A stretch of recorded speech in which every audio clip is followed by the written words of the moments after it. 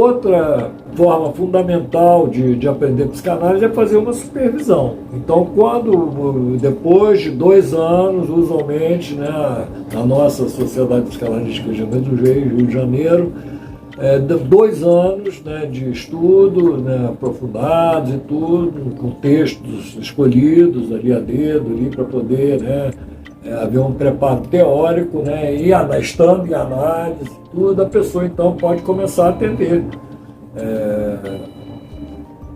as pessoas que estão precisando de atendimento. Mas precisa, é obrigado, né, obrigatório, que faça esse atendimento sob a supervisão de um analista mais experiente, né? Então, essa supervisão, ela ajuda o analista a ver os seus pontos cegos em relação a cada caso, a lidar com a sua própria conta-transferência e de estar prestando contas disso para si mesmo com a ajuda de um profissional mais experiente, né, que é o seu supervisor.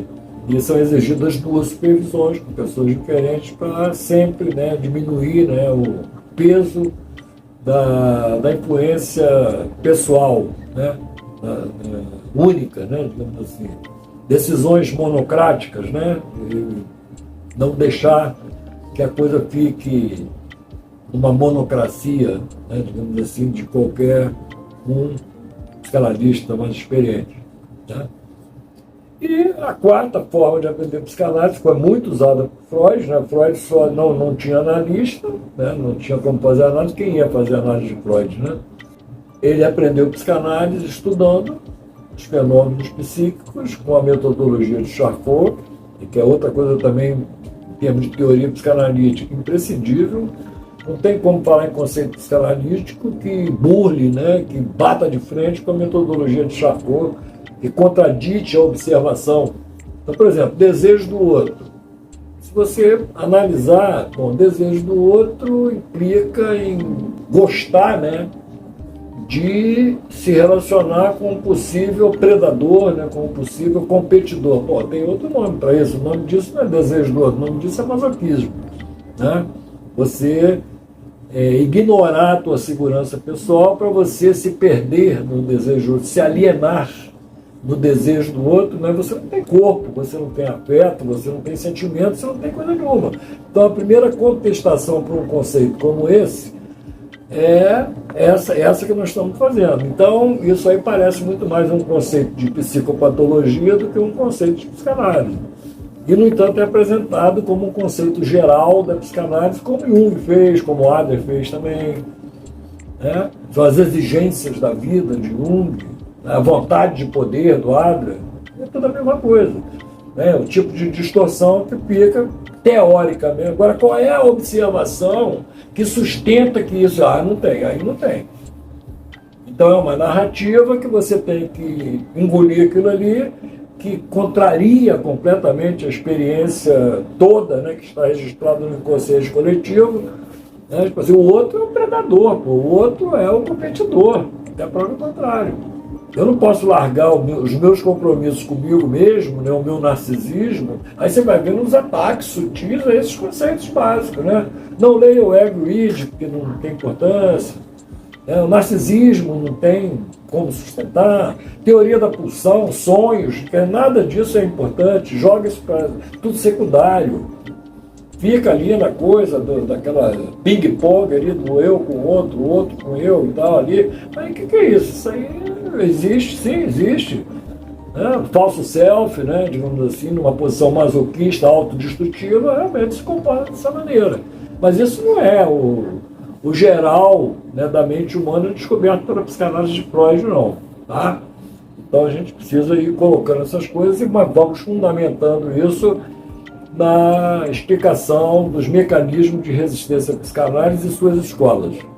4ª forma de você aprender psicanálise é você lidar com pessoas que têm demanda de psicanálise. Então, essa demanda de psicanálise, com a resposta, né, digamos assim, de acompanhamento psicanalítico, em estando você estudando os textos de Freud, principalmente, né, e fazendo supervisão, você vai criando condições para você se desenvolver enquanto psicanalista. Tá? Então a formação psicanalítica tem um quadripé, né? Que é formação teórica, fundamental, mas com peso ainda, é um pé, né, menos pesado ainda do que o analista ter feito análise, né, porque o argumento é esse: como é que eu posso entender de sanidade mental dos outros se eu não entendo da minha? Eu posso muito bem, né, e foi o que aconteceu reiteradamente com as escolas de resistência à psicanálise. Eu posso estar meramente fazendo uma extroversão, né, dos fundamentos básicos da minha perversão, da minha neurose ou da minha psicose, né, e eu digo que eu estou fazendo psicanálise, aprendendo psicanálise. Então não é uma coisa exercendo a psicanálise.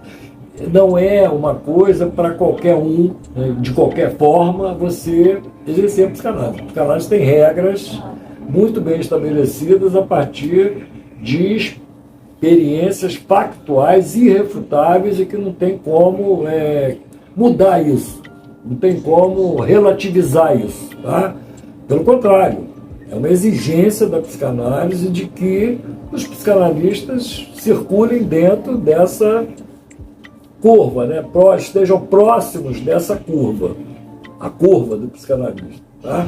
Tem condições básicas aí, como cartilha psicopedagógica de Freud, por exemplo. Então, o cara tem que ter amor próprio, o cara tem que ter autoestima, o cara tem que ter uma excelente capacidade de percepção da realidade, de observação da realidade. Ele não pode recusar a castração de jeito nenhum, que é o mecanismo das perversões, né?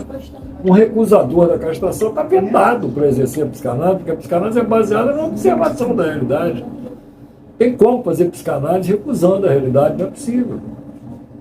Tá? Também não pode haver um grau de regressão ao ponto da pessoa manter suas psicoses, as suas neuroses e exercer a psicanálise. Não tem a menor condição. Isso aí, basicamente.